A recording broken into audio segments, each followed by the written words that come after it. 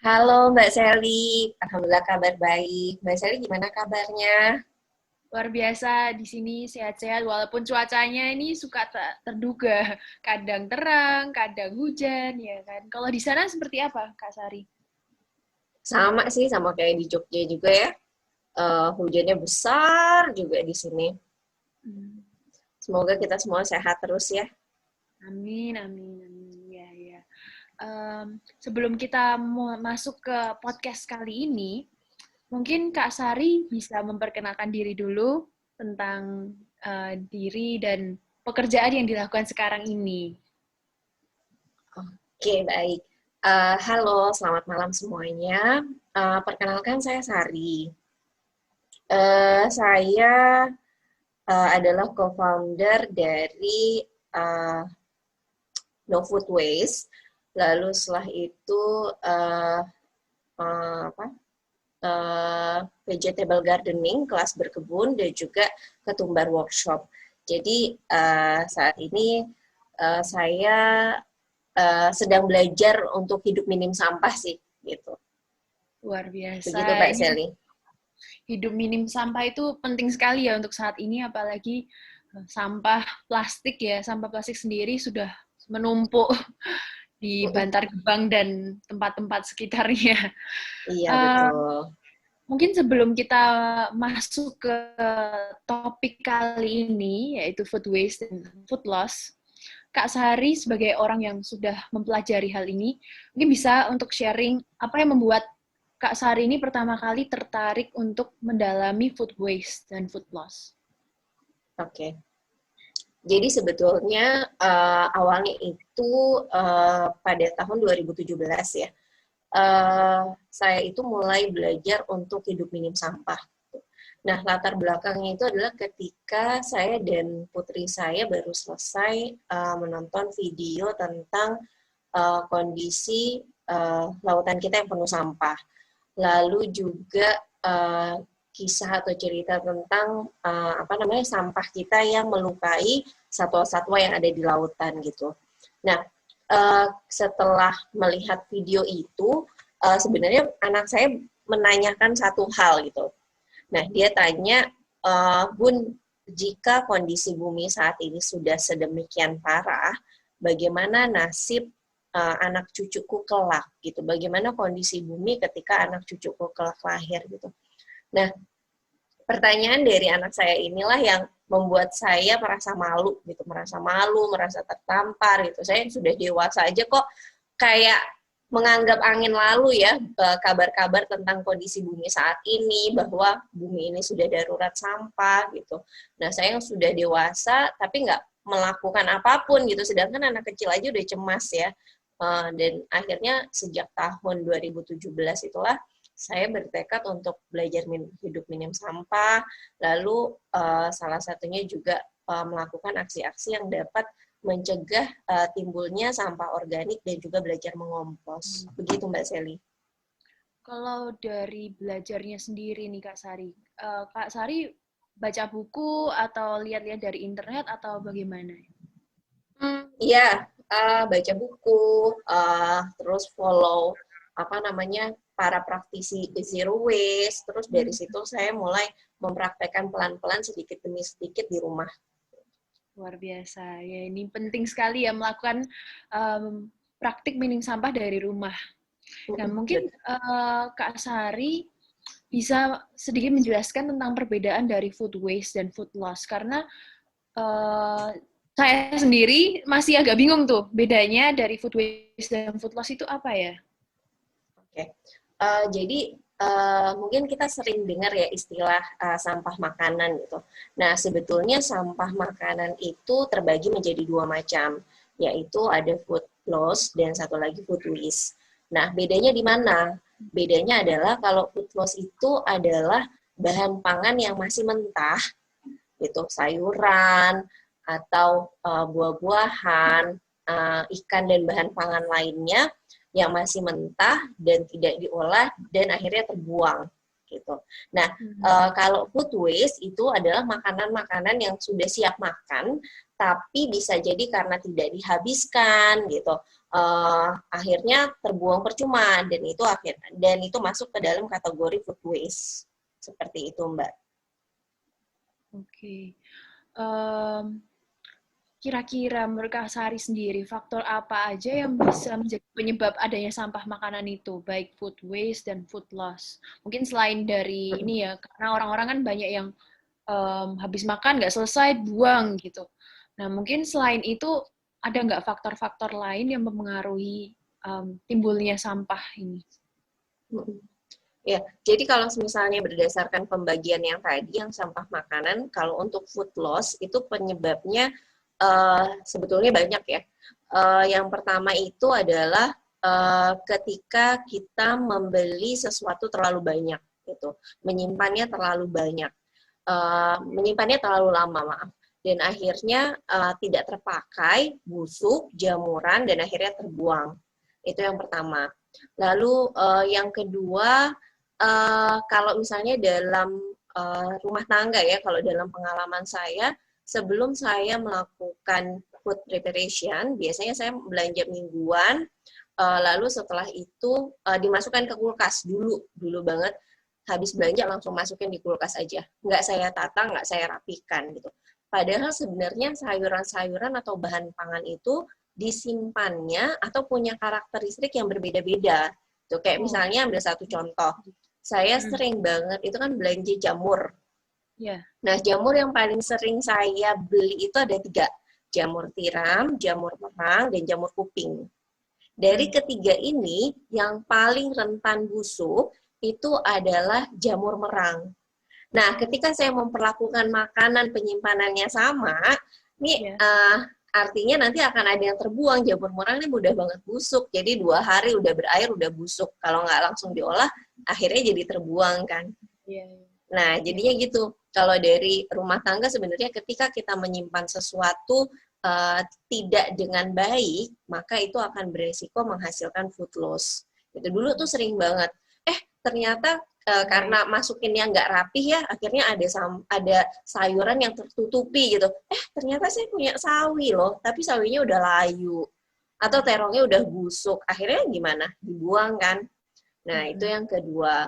Lalu yang ketiga adalah kemarin ini saya baru melakukan saya baru belanja online gitu, belanja di sebuah toko sayuran dan buah online. Nah, di sini ada buah-buahan dan sayuran yang tidak sempurna, gitu.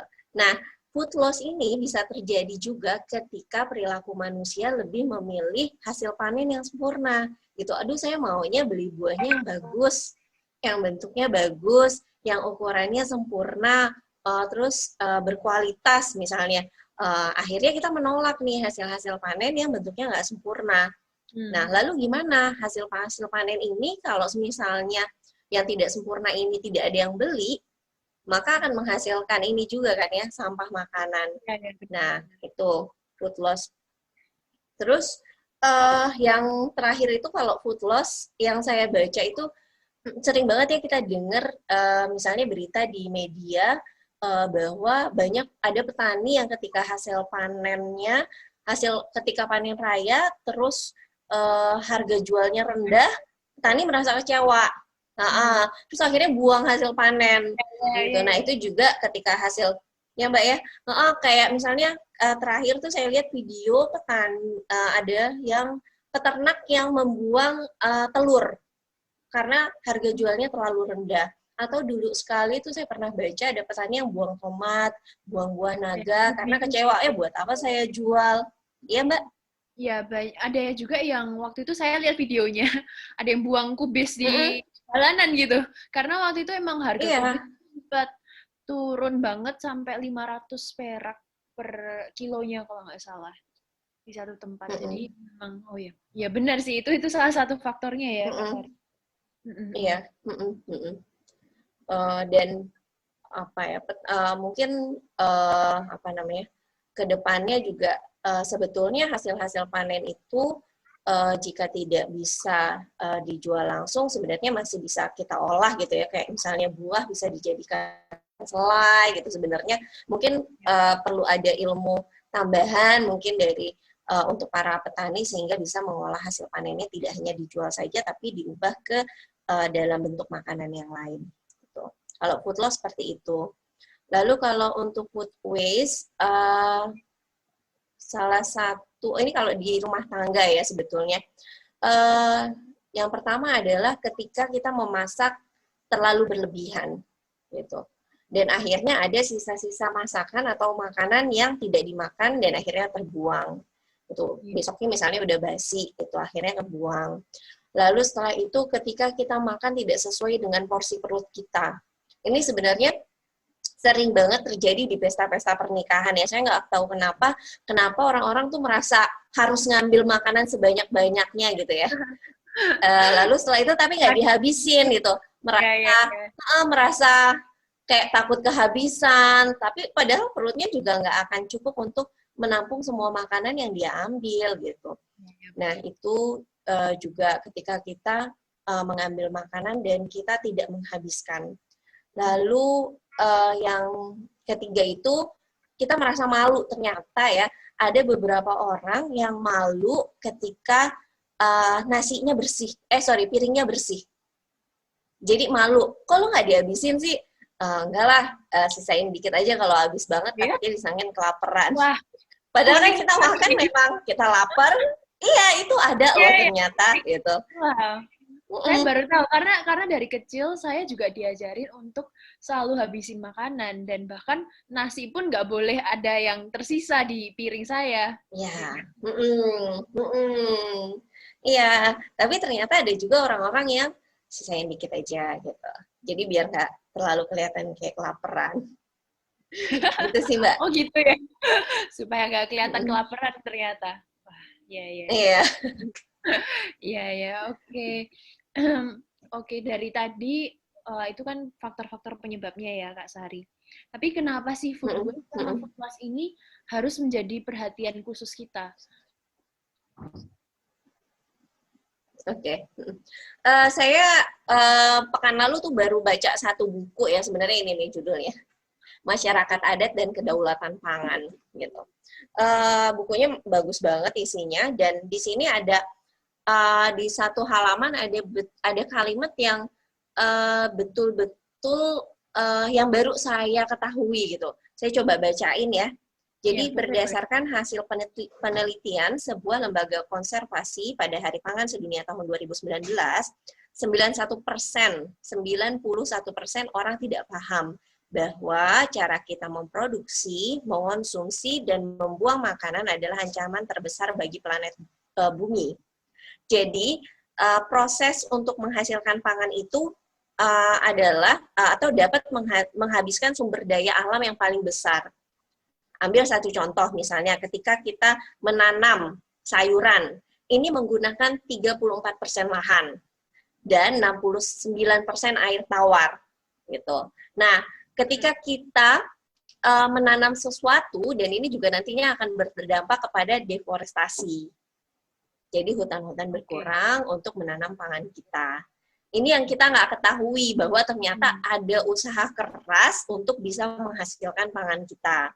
Nah, namun sayangnya sepertiga dari makanan itu yang dihasilkan tidak pernah dikonsumsi karena hilang ketika produksi sehingga menghasilkan food loss atau tersisa menjadi sampah makanan alias nggak dimakan, nggak dihabisin. Akhirnya jadi food waste. Nah, makanan yang terbuang ini bisa menyebabkan jadi gini, sisa organik itu ketika kita buang dan kita campur dengan sampah lainnya di TPA, itu akan menyebabkan gas metan. Nah, gas metan ini akan mengikis lapisan ozon, menyebabkan pemanasan global seperti itu ya.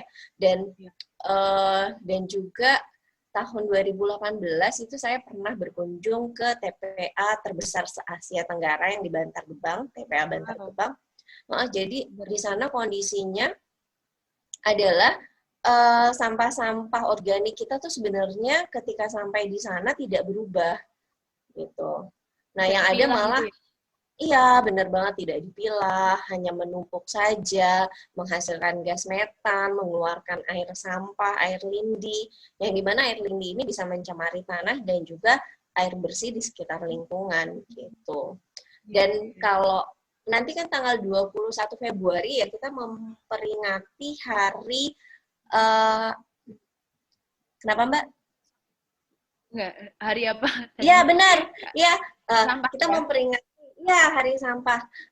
Nah, ini kan uh, timbul karena pada tanggal 21 Februari itu kalau nggak salah di Lewi Gajah, TPA Lewi Gajah terjadi ledakan. Gitu. Jadi gas metan Ledakan apa ya? terperangkap dan akhirnya meledak gitu Oh, dan bisa sampai menewaskan segitu ya? betul dan menewaskan kalau nggak salah sekitar 150 orang gitu. Dan ini yang jarang kita ketahui gitu, bahwa ternyata sisa organik ini sangat berbahaya sekali jika tidak diolah dan hanya menumpuk saja di TPA. Seperti itu. Iya, saya juga baru tahu ini. Kalau ternyata gas metan bisa sampai menimbulkan ledakan gitu ya, Kak Sari? Mm-mm, mm-mm. Oke. Um, Tadi kan Kak Sari juga bilang kalau kita penting banget ini untuk fokus di masalah food waste dan food loss. Nah, jadi Mm-mm, kira-kira menurut Kak Sari, apa saja dampak mm-mm. positif dari pengurangan sampah makanan tersebut? Oke, dampak positifnya ya. Nah, ini sebenarnya terkait dengan kondisi tempat pembuangan akhir sampah kita. Gitu. Kalau berdasarkan data, sebetulnya sampah yang paling terbanyak dibuang ke TPA itu bukan sampah plastik, tapi sampah sisa organik. Gitu. Itu prosentasenya itu sebanyak 60%. Nah, itu yang biasanya kita juga nggak tahu. Yang kita tahu adalah sampah plastik, sampah plastik, sampah plastik ya. Ya, ya, Banyak betul, banget betul, yang betul. concernnya ke sampah plastik. Jadi kalau misalnya ada pertanyaan, sampah apa yang paling banyak di TPA? Sampah plastik. Padahal enggak. Yang paling banyak itu adalah sampah Organik. organik. Nah, jadi ketika kita melakukan aksi mengurangi buangan sisa organik ke TPA, artinya kita juga berpartisipasi aktif untuk mengurangi volume sampah yang ada di TPA. Seperti itu. Mengurangi volume sampah yang ada di TPA, kita mengurangi potensi gas metan itu bisa meledak, mengurangi potensi pencemaran air dan tanah juga, dan udara juga gitu. Mungkin kita nggak pernah sadar ya, mungkin terlihat aksinya kecil nih, ayo habiskan makananmu nak, misalnya mengajak anak kita, atau ayo makan sesuai porsimu nak gitu, jangan buang-buang makanan ya. Aksinya mungkin terlihat aksi kecil, tapi ternyata dampaknya luar biasa buat bumi. Dan kalau menurut Kak Sari dari pandangan seorang ibu ya, pentingkah sebagai seorang ibu ini untuk mengajarkan food waste dan food loss kepada anaknya? Karena mungkin banyak dari orang tua yang fokusnya itu lebih ke pengembangan personal anaknya. Tapi mungkin orang tua tersebut juga lupa malahan untuk, ayo nak kamu peduli terhadap lingkungan. Itu kan mungkin ada orang tua yang tidak fokusnya ke arah situ. Jadi mungkin dari Kak Sari sendiri bagaimana tanggapannya terhadap itu dan bagaimana juga caranya untuk mengajarkan pentingnya no food waste dan food loss itu ke anak. Saya pernah baca sebuah kalimat yang sebetulnya bikin berpikir ya, membuat saya berpikir gitu. Selama ini kita mempersiapkan masa depan anak kita dengan sebaik-baiknya, pendidikan yang terbaik, makanan yang terbaik, fasilitas yang terbaik, tapi kita abai dengan kondisi lingkungan bumi atau masa depan bumi di masa yang akan datang gitu. Diprediksi 50 tahun lagi lautan akan penuh sampah, akan lebih banyak sampah dibandingkan ikan-ikan gitu. Kalau saya mikir, lalu anak kita makan apa gitu ya? Kita udah persiapkan mereka untuk bisa menghadapi dunia, tapi dunianya mengkhawatirkan gitu. Nah, Dunianya penuh sampah. iya, itu sih yang nggak kebayang sebetulnya. Nah, oleh karena itu sebetulnya aksi minim sampah, aksi mengurangi buangan sisa organik ke TPA itu sebetulnya memang harus dilakukan dari rumah tangga gitu. Mengelola sampah itu harus mulai dilakukan dari tiap keluarga gitu. Nah, karena kita nggak bisa mengharapkan kayak gini. Kemarin tuh saya ke TPA yang ada di sekitar rumah. Nah, di situ saya lihat petugas sampahnya itu buka lagi kantong plastik sampah kita, terus dia memilah sendiri antara sisa organik dan sampah-sampah plastik gitu. Saya tanya, gimana sih prosesnya ketika sampah ini, kantong sampah masuk ke dalam TPA? Oh ya, saya pisahin Bu, mana yang sisa organik, sisa makanan-makanan, lalu sisa-sisa plastik. Aduh, saya ngebayanginnya aja udah nggak tega gitu ya, gitu. Masa sih kita harus, jadi ini sebenarnya tanggung jawab kita gitu. Kita nggak bisa mengharapkan orang lain bertanggung jawab terhadap sampah kita gitu sih. Nah, jadi memang aksi untuk minim sampah, terutama sampah sisa-sisa organik memang seharusnya dilakukan dari rumah. Gitu. Lalu kalau tahapannya gimana sih gitu? Saya ngajak sih bisa belajarnya bareng dari belajar bareng anak. Terus kita ini adalah didikan di mana kita merasa cukup, merasa bertanggung jawab dengan hanya membuang sampah pada tempatnya. Padahal sebenarnya itu nggak cukup, gitu ya. Nah, perubahan-perubahan ini adalah perubahan baru buat saya juga yang orang dewasa. Gitu. Jadi saya belajar bersama anak. Gitu. Kita ke TPA bareng, kita lihat aksi bagaimana kondisi TPA di sana, gitu. Terus setelah itu ada isu-isu penting yang terjadi di dunia, ini biasanya kita bahas, gitu. Misalnya kemarin kita beli buah-buahan yang tidak sempurna bentuknya. Kenapa sih kita harus beli buah-buahan yang nggak sempurna ini? Anak saya bisa lihat, alpukatnya memang berbeda bentuknya, terus ukurannya lebih kecil daripada alpukat yang premium gitu. Tapi dia bisa tahu bahwa meskipun bentuknya beda, walaupun hasil panen ini nggak sempurna, tapi rasanya sama gitu. Gitu. Benar-benar. Nah, ini terus ya. catatan penting, catatan penting untuk kita semua karena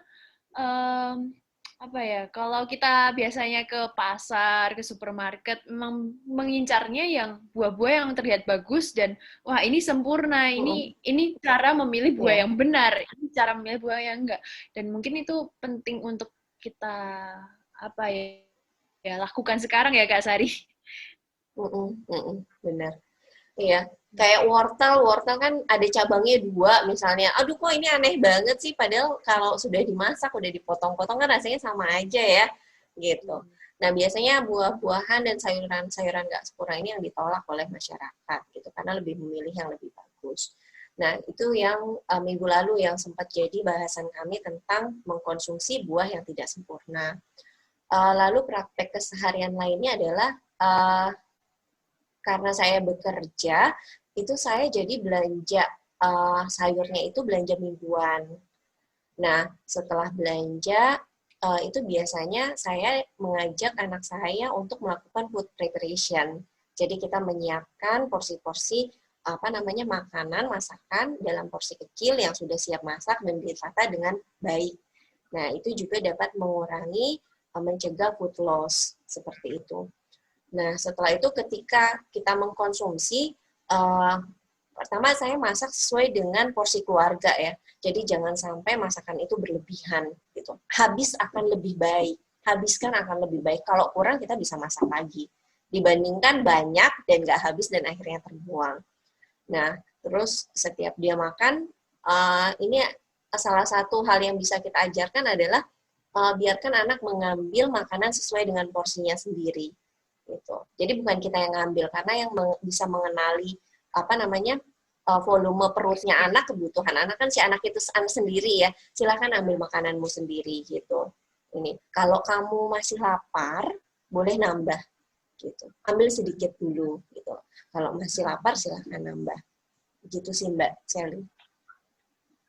Kalau dengan mengompos nih Kak Sari, apakah itu akan membantu food waste dan food loss ini, atau bagaimana caranya untuk bisa kita memanfaatkan food loss ini untuk jadi pupuk kompos?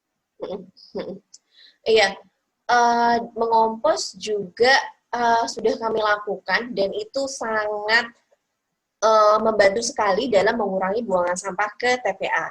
Jadi sisa-sisa olahan dapur nih, kalau misalnya habis masak kan pasti ada batang-batang sayuran, kulit buah dan segala macam ya. Itu tidak dibuang ke TPA, tapi dimasukkan ke dalam komposter. Jadi sebenarnya sisa organik itu bukanlah sampah. Jadi jangan dibilang itu mau buang sampah nih, karena sisa organik itu sebenarnya masih bisa diolah lagi jadi kompos gitu. Nah, kalau sebetulnya ketika kita melakukan praktek mengompos, itu kita seperti melihat siklus alam bekerja. Dari alam kembali ke alam. Nah, dari mengompos nanti akan dari sisa-sisa organik dimasukkan ke komposter, berubah jadi kompos kan ya. Kompos itu nanti untuk menutrisi tanaman. Jadi indah banget ya melihat siklus alam bekerja gitu. Dari alam kembali ke alam. Oke, kalau Kak Sari sendiri kalau dalam mengompos itu butuh berapa lama bisa jadi pupuk dan siap pakai? Jadi saya pakai komposternya itu aerob. Komposter drum itu yang ukurannya 70 liter. Nah, komposter ini baru akan penuh itu sekitar 1,5 bulan, 1,5 sampai 2 bulan. Nah, ketika komposternya sudah penuh, didiamkan, jangan dimasukkan sampah lagi, jangan dimasukkan sisa organik lagi, terus diamkan selama sekitar paling lama 2 bulan. Setelah itu nanti dia akan berubah menjadi kompos. Ini kali pertama nih ya kita panen kompos. Kenapa, Mbak? Cukup lama ya Kak Sari berarti. Iya, cukup. Bukan seminggu, bukan 2 minggu, tapi 2 bulan. Iya, 2 bulan. Ya, terus kali pertama tuh kita panen kompos tuh bener-bener takjub banget gitu. Ya ampun, dari sisa organik, dari kulit buah, dari batang sayuran bisa berubah jadi ini ya, kompos hitam begini kayak tanah gitu. Itu takjub banget sih benar-benar. Kalau penggunaannya berarti setiap seminggu sekali atau gimana sih Kak Sari? Penggunaan pupuk kompos. Penggunaan komposnya? Gini. Kalau komposter drum itu menghasilkan 2 macam. Jadi ada kompos padat, lalu juga ada pupuk cair. Kalau kompos padat itu bisa dijadikan campuran media tanam. Jadi ketika kita awal menanam, kita campurkan tanah. Biasanya kalau saya campurannya buatnya tanah, sekam bakar, dan kompos. Gitu. Bisa juga untuk pemupukan berkala, tapi itu tergantung jenis tanamannya ya. Tapi yang paling sering rutin digunakan itu adalah pupuk cair. Pupuk cair hasil dari mengompos itu biasanya diberikan kepada tanaman seminggu sekali. Itu setiap hari Minggu. Jadi biar saya ingat hari libur waktunya memberi pupuk cair ke tanaman. Okay. Luar biasa sekali ya teman-teman, ini pelajaran banyak kita dapat dari seorang ibu, bagaimana caranya untuk bisa mengolah sampah, terutama sampah organik, agar bisa dimanfaatkan kembali dan bisa bermanfaat bagi alam. Jadi siklusnya itu tidak berhenti gitu ya Kak Sari. Nah mungkin kan ini Kak Sari, sekarang tuh banyak sekali yang kampanye-kampanye memberitakan bahwa zero food waste atau food loss gitu, yang mengkampanyekan agar kita tuh hidup tanpa sampah ya kan. Nah, menurut Kak Sari sendiri, tanggapannya apakah itu benar-benar mungkin dapat tercapai? Apakah benar kata zero food waste atau food loss ini benar-benar bisa terlaksana di masa-masa mendatang? Jika memang kampanye food waste, jadi gini, kalau saya melihatnya perlu banyak informasi yang disampaikan kepada masyarakat, gitu. Perlu dukungan juga kepada masyarakat. Jadi gini, kadang ketika saya posting tentang pilah sampah gitu, masih ada beberapa komen yang masuk. Saya sudah pilah sampah gitu, tapi ternyata ketika sampai saya berikan kepada petugas kebersihan itu masih dicampur, ketika di TPA itu Ya, masih dicampur gitu. Artinya ada banyak pihak yang harus bergerak sih sebetulnya gitu. Ketika informasi sudah sampai, kampanye-kampanye minim sampah organik juga sudah sampai kepada masyarakat dan masyarakat mau bergerak gitu, fasilitas dan dukungan dari berbagai macam pihak, entah dari pemerintah, terus pihak-pihak industri juga misalnya, dan instansi terkait gitu, perlu kerjasama bareng sih, seperti itu. Terus kalau berdasarkan pengalaman saya gitu, jadi ketika saya posting tentang kegiatan mengompos, banyak kekhawatiran yang timbul di teman-teman di media sosial gitu. Mereka takut kalau gagal mengompos, khawatir jika timbul bau, khawatir jika ada binatang-binatang imut di dalamnya gitu. Jadi kan ada yang jijik-jijik gitu ya. Nah, baru-baru ini saya bersama dengan teman, kita akhirnya membuat grup pendampingan mengompos gitu. Jadi ketika mereka mengompos, akan kita temani di satu grup pendampingan, dan di situ luar biasa, ada sekitar kurang lebih 80 orang yang berminat untuk belajar mengompos. Gitu. Beda banget dengan sebelumnya ketika tanpa ada grup pendampingan gitu. Nah, jadi kami mengambil sebuah kesimpulan bahwa sebenarnya keinginan untuk belajar mengolah sisa organik itu tinggi, masyarakat udah aware nih, tapi perlu didampingi, perlu ditemani gitu. Iya, perlu fasilitator mungkin gitu. Dan animonya luar biasa sih, ketika di grup mereka sudah tahu dan mereka bilang gini, saya jadi merasa tenang ketika belajar bareng mengompos di grup ini gitu. Itu sih Basen. Wow. Dan benar sekali, saya setuju banget kalau memang perlu ada kerjasama lintas sektor ya Kak Sari. Karena ya saya sendiri juga pada dasarnya nih, saya dulu waktu SMA pernah memilah-milah sampah nih, sering kan, karena di sekolah pun juga disediakan yang tempat sampah untuk pilah-pilah gitu. Tapi pada akhirnya saya juga tahu kalau ternyata di TPA sama aja dijadiin satu. Dari situ saya juga, wah kalau saya mau mulai dari sekarang, tapi pihak lainnya tidak mendukung, sama saja usahanya sia-sia kan Kak Sari. Jadi, tapi benar sekali kalau oleh karena itu kita butuh kolaborasi nih antar lintas sektor gitu. Betul. Baik Kak Sari, terakhir sebelum kita tutup ya podcast kali ini, mungkin harapan dari Kak Sari untuk kedepannya seperti apa? Harapan kedepannya, masalah sampah ini bukan hanya tugas dari pemerintah saja, gitu. Akan tetapi perlu dukungan dari setiap individu, setiap keluarga, gitu. Jadi masalah sampah seharusnya, terutama sisa organik, sampah-sampah anorganik juga sebaiknya harus ditangani mulai dari rumah, gitu, dari hulunya, dari awal mula sampah ini berasal. Gitu. Belajar, mungkin setiap keluarga bisa sama-sama belajar bareng, cari info, gimana sih cara untuk mengurangi sampah gitu. Kalau saya selalu bilang, lakukan dari hal terkecil yang bisa kita lakukan sekarang gitu, dan yang bisa kita mampu lakukan pada saat ini gitu. Jadi hal kecil kalau dilakukan oleh banyak orang pasti akan berdampak besar untuk dunia ini.